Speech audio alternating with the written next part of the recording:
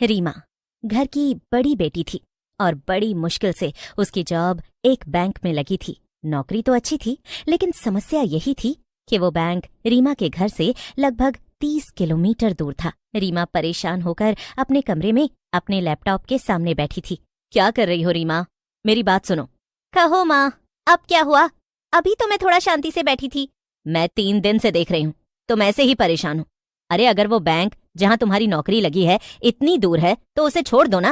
हाँ वो माँ, ऐसे कैसे छोड़ दूं? पापा की तबीयत इतनी खराब है और फिर छोटी की भी कॉलेज की पढ़ाई है। ये सब खर्चे कैसे पूरे होंगे? अब कुछ भी हो, ये नौकरी तो मुझे करनी है। और देखो ना, मैंने सब सोच भी लिया है। क्या क्या सोच लिया तुमने? रीमा अपना लैपटॉप अपनी माँ की तरफ घुमा देती है और मुस्कुराते हुए उनसे कहती है, देखो माँ, मेट्रो का रूट एकदम सही है। यहाँ से बस थोड़ी दूर चलकर जाऊंगी तो मेट्रो स्टेशन पहुंच जाऊंगी और फिर मेट्रो सीधा मुझे मेरे बैंक के पास छोड़ेगी। वहां से बस एक ऑटो लेना है। इतना आसान है। अच्छा, ऐसा है क्या? हाँ, और आसानी के लिए मैं मेट्रो कार्ड भी बनवा लूंगी। ये सबसे आसान और तेज तरीका है। अब तुम बिल्कुल चिंता मत करो, 2 दिन में मेरी ज्वाइनिंग है। रीमा किसी तरह अपनी माँ को मना लेती है। उसके ऊपर अपने परिवार की जिम्मेदारियां थीं, इसीलिए वो ये रास्ता चुनती है। 2 दिन में रीमा अपने लिए एक नया मेट्रो कार्ड बनवा लेती है। आज उसके ऑफिस का पहला दिन था। वहीं सामने टीवी चल रहा था जिसमें न्यूज लगी थी। आज फिर से एक आदमी के अपने ही कमरे से गायब होने का हादसा सामने आया है। उसके कमरे में मिले हैं कुछ डरावने स्केचेस मेट्रो के और एक उसके खुद के। जानने में आया है कि वो आदमी आखिरी बार मेट्रो से ही सफर करके आ रहा था। सीमा बड़े ध्यान से न्यूज देख रही थी कि तभी उसकी माँ टीवी बंद कर देती हैं। अरे सीमा, जल्दी नाश्ता करो, देर नहीं हो रही है क्या? हाँ माँ, बस आप मुझे आशीर्वाद दो, फिर मैं जाऊं। अरे बेटा, मेरा आशीर्वाद तो हमेशा तुम्हारे साथ है। वैसे तुम्हारी छुट्टी कितने बजे होगी? 8 बजे छुट्टी होगी माँ, और आप चिंता मत करो, मैं 10 बजे से पहले आ जाऊंगी। रीमा की माँ ये सुनकर परेशान हो जाती हैं और कहती हैं, क्या इतनी देर? बेटा, मुझे कुछ सही नहीं लग रहा। इतनी देर तक बाहर रहना तो ठीक नहीं है ना? अरे अब मजबूरी है ना माँ, कोई शौक थोड़ी है मुझे इतनी देर रात तक बाहर रहने का। खैर, अब तुम चिंता मत करो, कितने लोग मेट्रो से लौटते हैं, कुछ नहीं होगा। अच्छा ठीक है बेटा, सही कहती हो तुम, मजबूरी तो है ही हमारी। खैर, बस तुम अच्छे से जाना और फोन की बैटरी देखते रहना। ठीक है माँ। रीमा अपना बैग लेकर ऑफिस चली जाती है। उसका पूरा दिन काम करने में कैसे निकल जाता है पता ही नहीं चलता। ओफो, पहले दिन ही इतना सारा काम करना पड़ा, और ये क्या 8 नहीं 8:30 बज गए। जल्दी से घर के लिए निकलती हूँ वरना बहुत देर हो जाएगी।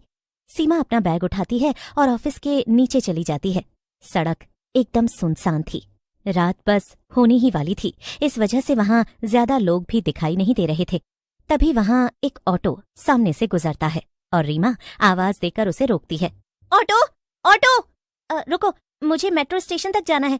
थोड़ी ही देर में वो सीधा मेट्रो स्टेशन पहुंच जाती है और ऊपर अपने प्लेटफॉर्म पर जाकर खड़ी हो जाती है। उसे ये देखकर थोड़ा सुकून मिलता है कि प्लेटफॉर्म पर कुछ लोग खड़े थे। हाँ, चलो कोई तो है यहाँ, वरना रास्ते भर तो मुझे एक आदमी नहीं दिखा। सीमा उन सबको ध्यान से देख रही थी। लगभग सभी लोग ऑफिस जाने वाले ही लग रहे थे। तभी अचानक से अनाउंसमेंट होती है, कृपया ध्यान दें, राजीव चौक जाने वाली मेट्रो अब प्लेटफॉर्म संख्या 3 पर आ रही है। कृपया पीली लाइन के पीछे खड़े रहें।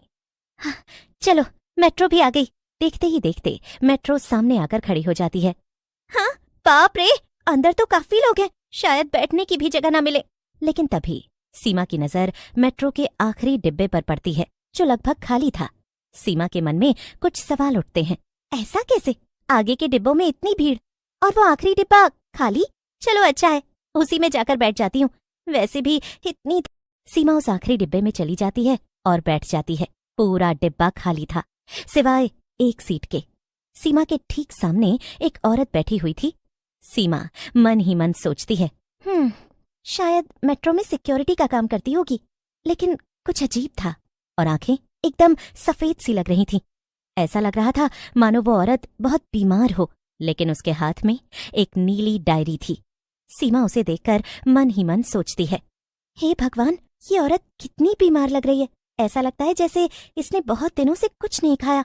लेकिन कुछ देर बाद चीजें और अजीब होने लगी। जब से सीमा मेट्रो में बैठी थी वो औरत उसे ही घूरे जा रही थी।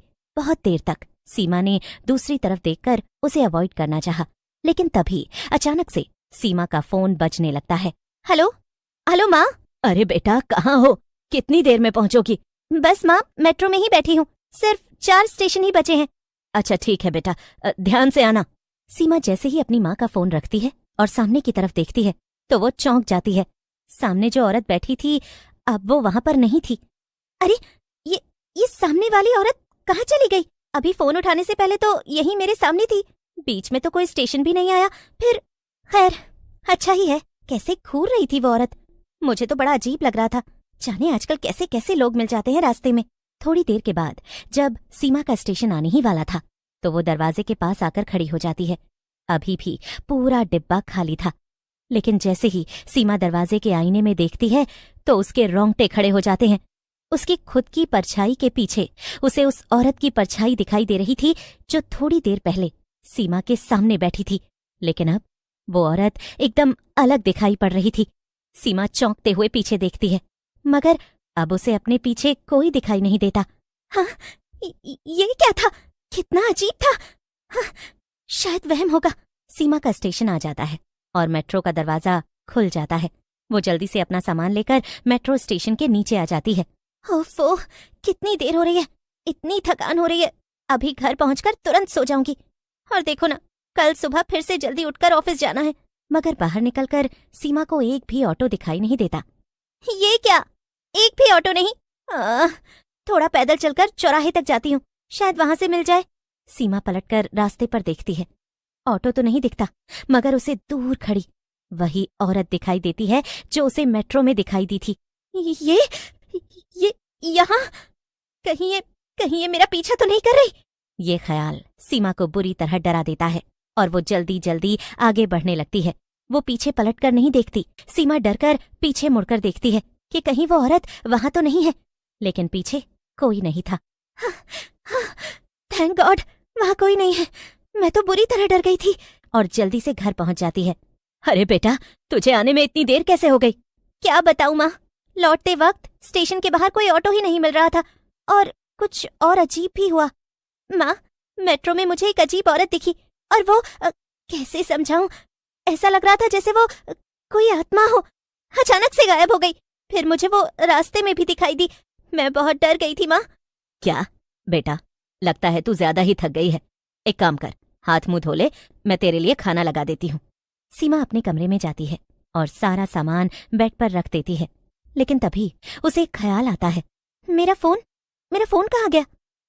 बैग में होगा, अभी निकालती हूँ। सीमा बैग खोलकर फोन ढूंढने लगती है, लेकिन उसमें उसे कुछ ऐसा दिखाई देता है कि कुछ सेकंड्स के लिए तो उसके दिल की धड़कनें एकदम से रुक जाती हैं। ये क्या है? ये मेरे बैग में कैसे आई? सीमा बैग में से वही नीली डायरी निकालती है जो उस औरत ने अपने हाथ में पकड़ी हुई थी। डरते हुए सीमा उसे खोलती है और चौंक जाती है। डायरी में कई स्केचेस बने हुए थे। अचानक से सीमा को वो न्यूज याद आती है जो उसने सुबह पढ़ी थी, और तभी उसके बेड के नीचे से कुछ आवाजें आने लगती हैं। जैसे ही वो नीचे झांक कर देखती है, बचाओ! उस दिन के बाद सीमा कभी किसी को नहीं मिली।